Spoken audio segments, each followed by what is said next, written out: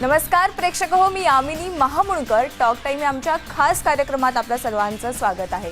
Talk time मध्ये या show मधून आपण वेगवेगळ्या आजारांवरील वेगवेगळ्या उपचार पद्धती जाणून घेत असतो. तर आज आपण मूळव्याधवरील अत्याधुनिक वेदनारहित उपचार या विषयावर माहिती जाणून घेणार आहोत. या विषयावर आपल्याला मार्गदर्शन करण्यासाठी आपल्या स्टुडिओमध्ये आले आहेत या विषयातील तज्ञ डॉक्टर सुनील उगीले. डॉक्टरांचं आपल्या स्टुडिओमध्ये स्वागत करूया. डॉक्टर, खूप खूप स्वागत आहे. नमस्कार मॅडम. तर विषयाला सुरुवात करण्याआधी मी डॉक्टरांची आपल्याला ओळख करून देते. डॉक्टर सुनील उगीले त्यांनी त्यांचं BAMS शिक्षण आयुर्वेद कॉलेज नाशिक येथून पूर्ण केले. त्याचबरोबर गुदविकारवरील अत्याधुनिक शिक्षण त्यांनी पौद्दार आयुर्वेद कॉलेज मुंबई येथून केले. मूळव्याधीवर गरजू लोकांवरती मोफत शिबिराचं आयोजनही डॉक्टर करतात. त्याचबरोबर त्यांना profession icon of Pimpri Chinchwad या अवॉर्डने सन्मानित केले. तर आजचा जो शो आहे त्यामध्ये आपण मूळव्याधवरील अत्याधुनिक उपचार जाणून घेणार आहोत. सर, माझा पहिला प्रश्न हा आहे की मूळव्याध म्हणजे नक्की काय? सर्वसाधारणपणे सकाळी उठल्यानंतर पहिली प्रक्रिया काय असते प्रत्येकाची, तर स्वच्छ साफ होणे. बऱ्याचदा काय होतं, एखाद्या व्यक्तीला जर स्वच्छ साफ नाही झाली तो त्यासाठी वेगवेगळ्या पद्धतीने प्रयत्न करत असतो, जोर लावत असतो, वारंवार जात असतो. हे जात असतं, हे गेल्यानंतर कधी त्रास होतो, कधी होत नाही, कधी स्वच्छ होते, कधी होत नाही. तो जेव्हा आपण अशा पद्धतीनं त्रास होतो तर तो स्वतः कुणाशी तरी चर्चा करून काहीतरी औषध करतो किंवा तो असं समजतो की मला मूळव्याध झालाय. मूळव्याध म्हणजे संडासच्या जागेचं जे काम आहे, संडास बाहेर जाण्यासाठीचं, त्या कामामध्ये जर अडथळा निर्माण झाला किंवा ते काम करत असताना जर त्रास झाला, उदाहरणार्थ रक्तस्राव होणे, वेदना होणे किंवा स्वच्छ साफ न होणे, ह्या लक्षणांच्या समूहाला आपण मूळव्याध असं म्हणतो किंवा गुदविकार असं म्हणतो. मग गुदविकारामध्ये 2 ते 3 प्रकार असतात. पहिला प्रकार आहे बद्धकोष्ठता, दुसरा प्रकार आहे मूळव्याध, तिसरा प्रकार आहे भगंदर, चौथा प्रकार आहे फिशर किंवा त्याला आपण आयुर्वेदामध्ये परिकर्तिका असं म्हणतो. ह्या 3-4 आजारांमध्ये लक्षणं साधारण सारखी असतात, तर ते आपल्याला व्यवस्थित बघणं गरजेचं आहे. बरं, मूळव्याधीवर उपचार म्हणजे काय आणि तो केव्हा केला जातो? आता आपण मूळव्याध म्हणजे काय ह्या प्रश्नाचं उत्तर आत्ताच पाहिलं. त्याच्यामध्ये आणखी थोडंसं खोलात जाऊन जर पाहिलं तर संडासच्या शेवटच्या भागाचं काम आहे संडास बाहेर काढणे. पण त्या ठिकाणी काही मौसल भाग डेव्हलप झाल्यामुळं त्या ठिकाणची जी जागा असते ते संडाससाठी जी सफिशियंट स्पेस पाहिजे असते ती कमी पडते. त्याच्यामुळं जोर लावला जातो, त्या ठिकाणी अडथळा निर्माण झालेला असतो किंवा त्या ठिकाणी काही असे मौसल भागाची निर्मिती झालेली असते किंवा सूज आलेली असते, त्याच्यामुळे संडासची प्रक्रिया होत नाही. तर आता उपचार म्हणजे काय, तर आपल्याला संडासची प्रक्रिया विना सायस, विना जोर लावता झाली पाहिजे. हे करणं म्हणजे उपचार. म्हणजे त्या संडासच्या मार्गामध्ये जे अडथळे निर्माण झालेत ते अडथळे दूर करणं म्हणजे उपचार. मूळव्याधीवर आधुनिक उपचार म्हणजे आपल्या इकडे बीम उपचार पद्धती केली जाते, तर याबद्दल काय सांगाल तुम्ही? येस, मी गेल्या 20 ते 25 वर्षापासून या विषयावर काम करतोय. आतापर्यंत 1,00,000 पेशंट पाहिले असतील, 10 ते 15,000 लोकांना मी उपचार केलाय. पण मूळव्याधीच्या उपचारामध्ये सगळ्यात महत्वाचा फॅक्टर आहे पेन, म्हणजे वेदना आणि लागणारा तो आजार दुरुस्त होण्यासाठी लागणारा कालावधी. गेल्या 15 वर्षापासून काम करत असताना विविध पद्धतीच्या उपचार पद्धती केल्या, पण ह्या सगळ्यामध्ये एक कॉमन शब्द अडचण होती, ती वेदना.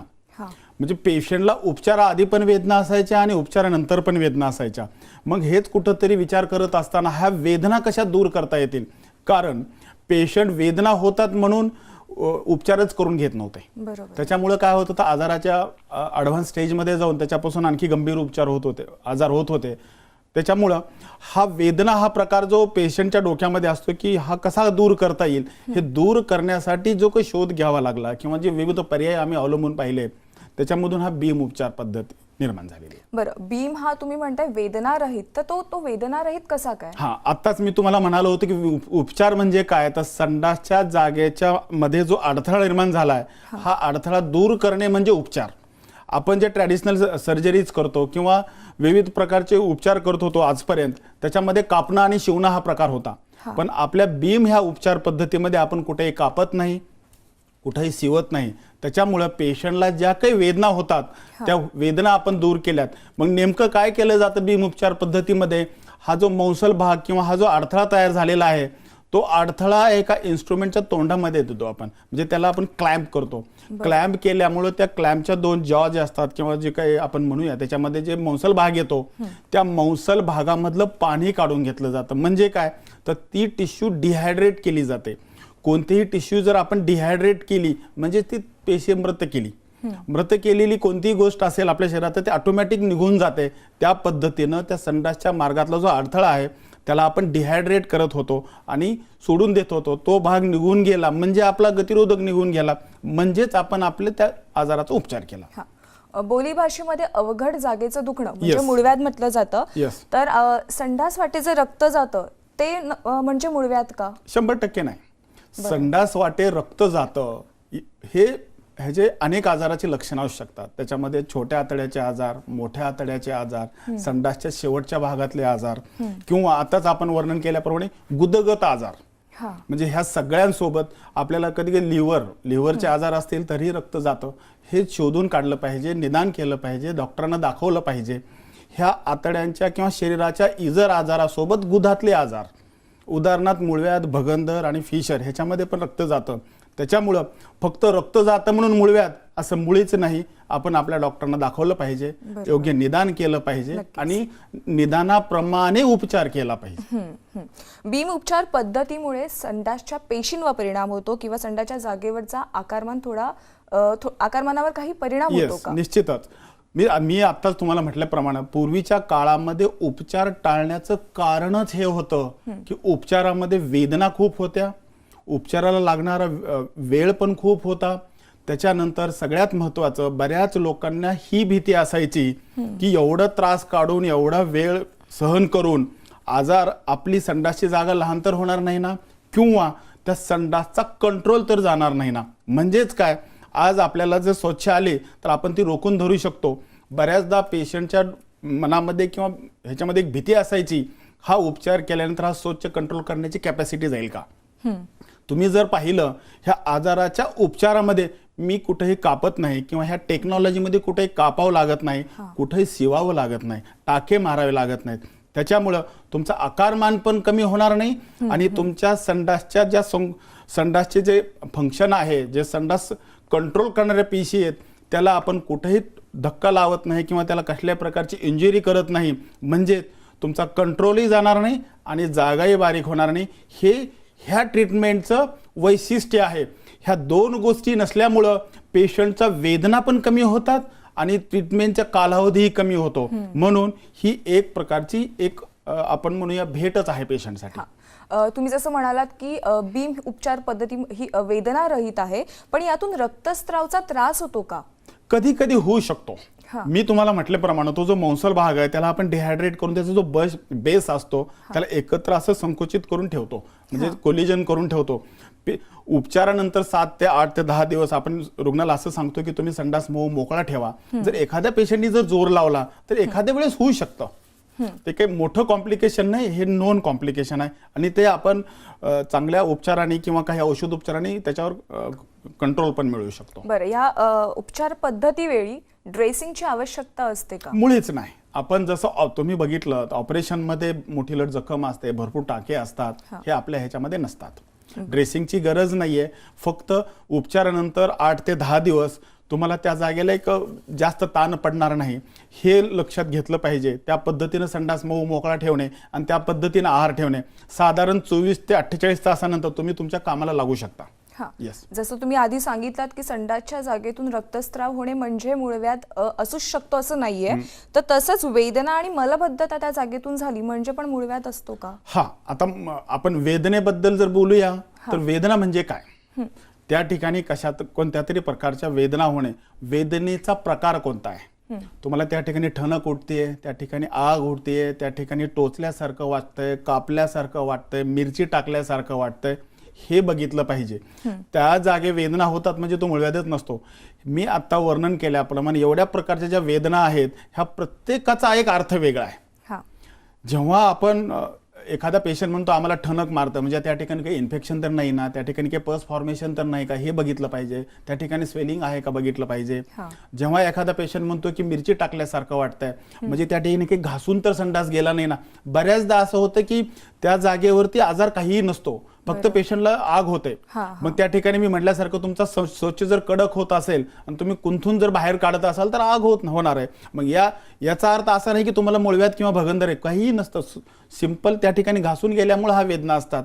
त्याच्यामुळं संडासच्या जागेच्या वेदना आणि त्या ठिकाणच्या पेशींचं बिहेवियर हे तपासून घेतलं पाहिजे. त्याच्यानंतर आजाराचं निदान केलं पाहिजे. मग निदानामध्ये तुम्हाला मुळव्याध आहे, भगंदर आहे, फिशर आहे का फक्त मलबद्धता आहे हे बघितलं पाहिजे आणि त्याच्यानंतर उपचार केला पाहिजे अकॉर्डिंग टू डिसीज. म्हणजे शौचाच्या जागेवर वेदना होत आहेत, स्वच्छ साफ होत नाही, रक्त पडतं असं म्हणलं की लोक मेडिकलमध्ये जाऊन काहीतरी औषध घेतात. कुठंतरी बाबा भगत असतो त्यांच्याकडे जाऊन औषध घेतात. पेपरमध्ये बघून आपण औषध घेतो, ह्याच्यानी काही प्रमाणात निश्चितच आराम पडतो. बरोबर. पण काही काळ गेल्यानंतर पुन्हा याच प्रकारचा त्रास चालू होतो. मग पेशंट काय करतो, गेल्या वेळेस ह्या पेपरमधलं बघितलं होतं, पुढल्या वेळेस या पेपरमधलं बघू. त्याच्यामुळं लोक वेगवेगळी औषधी घेत राहतात. कारण या आजारासोबत एक सामाजिक प्रतिष्ठा असते लोकांची किंवा एक संकोच असतो, त्याच्यामुळं चर्चा होत नाही. त्याच्यामुळे हा आजार वाढत जातो. असं न करता हा पण जसे इतर आजार आहेत शरीराचे तसाच हा एक शरीराचा आजार आहे, तर तो आपल्या डॉक्टरला दाखवणं. आम्हालाही फोन येतात, डॉक्टर मला मुळव्याध आहे, ऑपरेशन करायचं. मी म्हणतो करून टाका. तुम्ही जर ऑपरेशनचा निर्णय जर तुम्ही घेतला तर तुम्हीच करा ना, मग आमची गरज काय. ह्या ज्या लक्षण आहेत किंवा वेदना आहेत ह्या सगळ्याच पेशंटला ऑपरेशनची गरज मुळीच नाही. या लोकांचा आहार नियोजन, त्यांचं स्वास्थ्य नियोजन, त्यांची झोप, ह्या गोष्टी जरी नियोजित केल्या, ह्यांचा जो संडासला कुंथावं लागतं, का कुंथावं लागतं हा विचार जर केला तर स्वच्छ कडक होते म्हणून.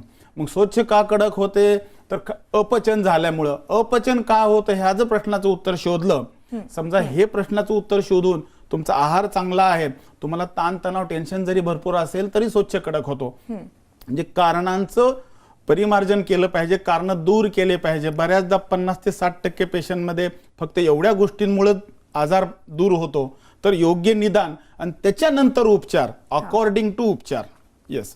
मग हे उपचार करत असताना आपण कधी कधी दुसऱ्या पण टेक्नॉलॉजी इंटिग्रेट करतो. उदाहरणार्थ लेझर आहे, स्टॅपलर आहे, क्षारसूत्र आहे, ह्या पण वापरतो आपण. म्हणजे फक्त बीमच सफिशियंट आहे का असं काही नाही. आपण कधी कधी 2, कधी कधी 3, कधी कधी एकच, कधी कधी पेशंटला फक्त समजावून सांगणे, कधी कधी पेशंटला फक्त त्याच्या आहाराबद्दलचं नियोजन करून देणे, ह्याच्याने दुरुस्त होतो. म्हणजे या जागेचे हे लक्षणं असतील, त्रास असेल तर प्रत्येकाला ऑपरेशन लागत नाही. योग्य निदान गरजेचं आहे आणि निदानानंतर उपचाराची गरज आहे. बरं, नक्कीच डॉक्टर. आपण डॉक्टरांकडून आणखी सखोल या विषयावरून माहिती जाणून घेणार आहोत. मग वेळ झाली एका छोट्याशा विश्रांतीची. तुम्ही कुठेही जाऊ नका, पाहत राहा डॉक्टर.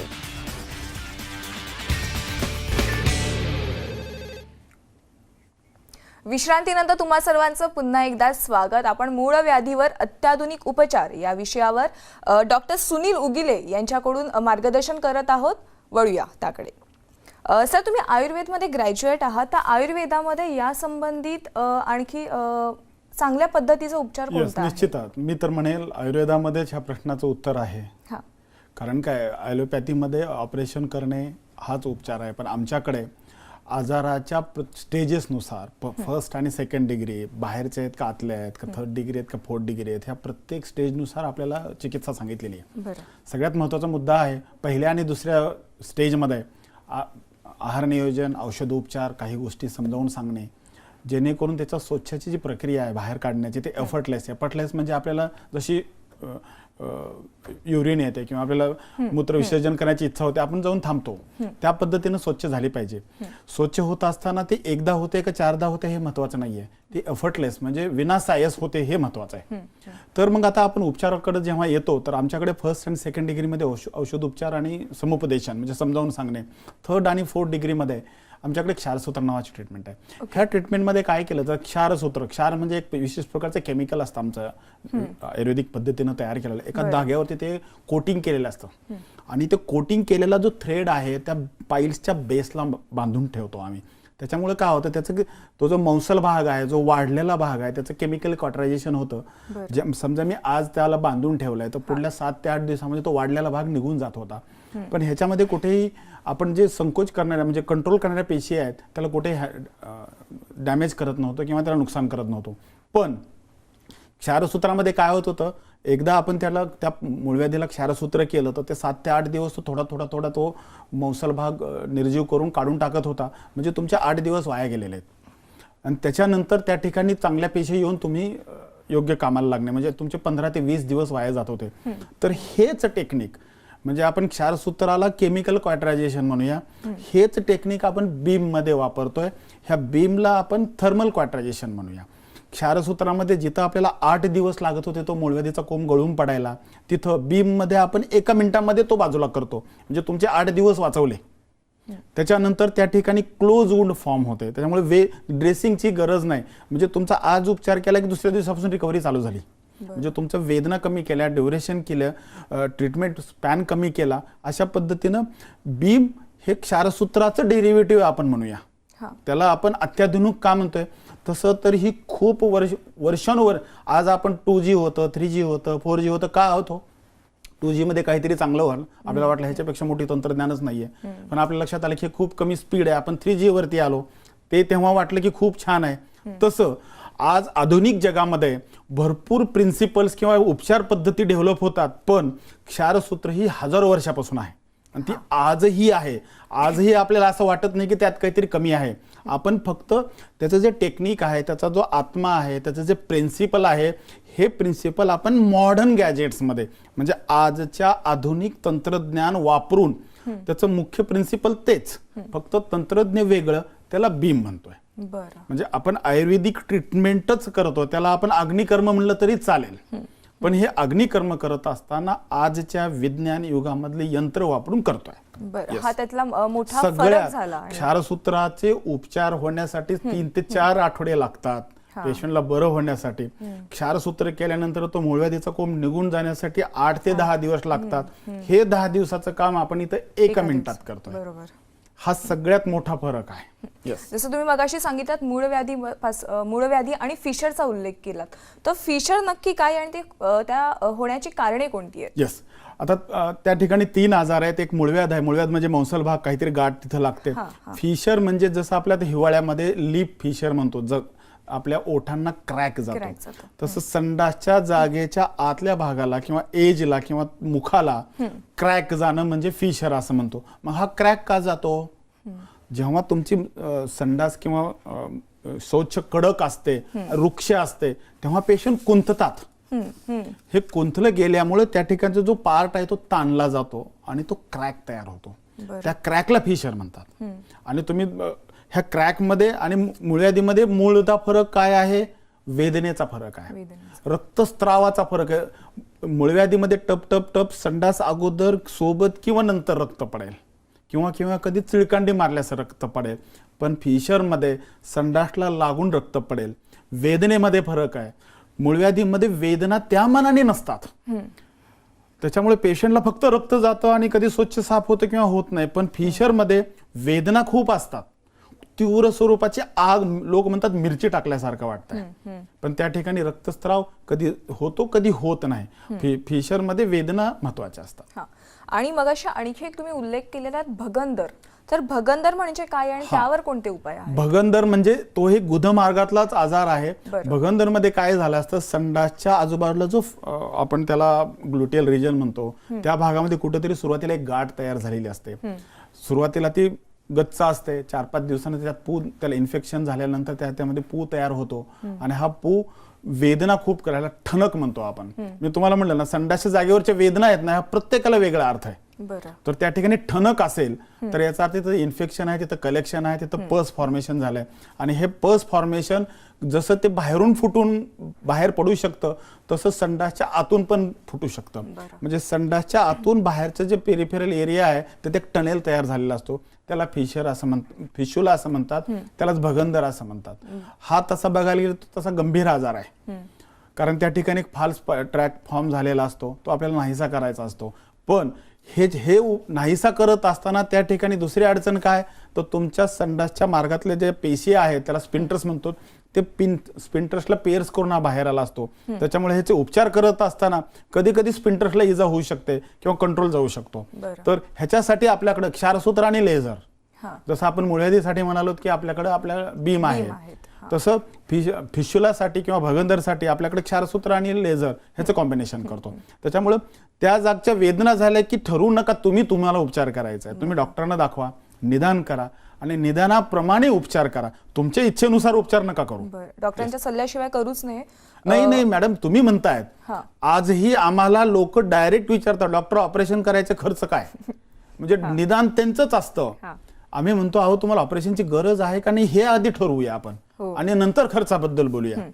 येस. बरं, मग मूळव्याध, फिशर आणि आता म्हणालात ते भगंद, हे सगळं होऊ नये यासाठी प्रेक्षकांनी कोणती काळजी घेतली? सगळ्यात महत्वाचा प्रश्न शेवटी आला मॅडम, कारण हे सगळे आजार का होत आहेत? त्या जागेवरती विशिष्ट प्रकारचा ताण पडल्यामुळं, म्हणजे त्या जागेचं काम काहीतरी आपण फोर्सफुली केल्यामुळं. संडासच्या जागेचं काम काय? स्वच्छ बाहेर काढणे. तर हे काम जर आपण फोर्सफुली केलं, अनेक वेळा केलं, म्हणजे संडासला कुंथून केलं, संडासचा मल जो आहे तो खूप कडक झाला, तर ह्याच्यामुळे हे होतं. तुम्ही लॉंगचा प्रवास केला, मग हे का होतं? तर त्याच्या पाठीमागे कारण तिखट, शिळं, मसाल्याचं, मांसाहार, अवेळी, जागरण, ताण, तणाव, टेन्शन, हे कारणं झाली. हे कमी करण्यासाठी सगळ्यात महत्वाचं काय? तर तुमचा मल मऊ करणे. त्यासाठी जेवणामध्ये योग्य वेळी, योग्य वेळी म्हणजे काय? दुपारचे 2 वाजले आणि दुपारचे 4 वाजले ही योग्य वेळ नाहीये. भूक लागल्यानंतर आयुर्वेद काय म्हणतं, मॉडर्नमध्ये आणि आमच्यामध्ये हा मोठा फरक आहे. मॉडर्न सांगतात सकाळी 8 वाजता ब्रेकफास्ट, दुपारी 2 वाजता आणि संध्याकाळी 9 वाजता. आम्ही तसं म्हणत नाहीत. आयुर्वेद म्हणतं भूक लागल्यानंतर, म्हणजे भूक रात्री 2 वाजताही लागू द्या, तेव्हा खा.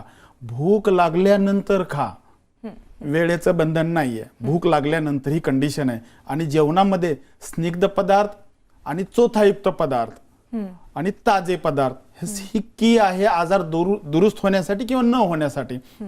स्निग्ध पदार्थामध्ये काय आहे? दूध, तूप, ताक. चोथामध्ये काय? सगळ्या हिरव्या पालेभाज्या, मग लिफी व्हेजिटेबल्स म्हणतो आजकालच्या लोकांमध्ये आपण. आणि ताजं अन्न म्हणजे आपण ज्या प्रदेशात वाढलो तिथं तयार झालेलं अन्नधान्य. आपण महाराष्ट्रातले आहोत, आपल्याकडे गहू ज्वारी वाढलेली आहे, तर ज्वारीची भाकरी किंवा पोळी, चपाती म्हणूया आपण त्याला, ते. त्याच्यानंतर हिरव्या पालेभाज्या, वेळची वेळी जेवण, जेवणामध्ये स्निग्ध पदार्थ आणि चोथायुक्त पदार्थ. हा आहाराबद्दलचा. काय खावं सांगितलं, केव्हा खावं? भूक लागल्यानंतर. आणि किती खावं? थोडीशी भूक शिल्लक ठेवून, असं आपलं शास्त्र सांगतं. बरोबर. सर, आपल्याशी संपर्क साधायचा असेल तर कशा पद्धतीने? पुण्यामध्ये आमचं हॉस्पिटल गेले, तसं बघायला गेलं तुम्ही 20 ते 22 वर्षापासून प्रॅक्टिस करतोय. पुण्यामध्ये पिंपळे सौदागर एरियामध्ये माझं हॉस्पिटल आहे, पुणे पाईल्स केअर.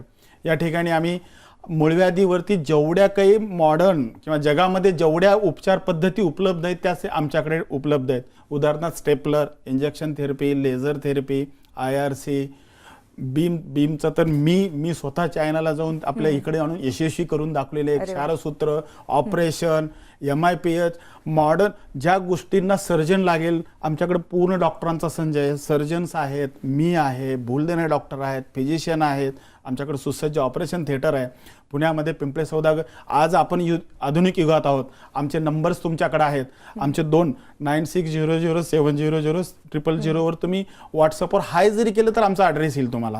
किंवा जो दुसरा नंबर आहे 8448447761, त्याच्यावर व्हॉट्सअपवर तुम्ही हाय केलात की तुम्हाला आमचा ॲड्रेस येऊन जाईल. आणि जिथं उभा आहात तुम्ही तिथून गुगल मॅप ओपन करून पुणे पाईल्स केअर जरी टाकलं तर गुगल मॅप तुम्हाला तुम्ही जिथं आहात तिथून आमच्या दवाखान्यापर्यंतचा रस्ता आणि वेळ सांगेल. त्यामुळे या जगामध्ये शोधून काढणं हे अवघड नाहीये, कुठं करायचं हे महत्वाचं आहे. धन्यवाद डॉक्टर. आज तुम्ही आमच्या प्रेक्षकांसाठी एवढं मोलाचं मार्गदर्शन दिलात त्याबद्दल धन्यवाद. तर टॉक टाइम मध्ये आज आपण इथेच थांबतोय. तुम्ही कुठेही जाऊ नका, पाहत राहा News18 लोकमत.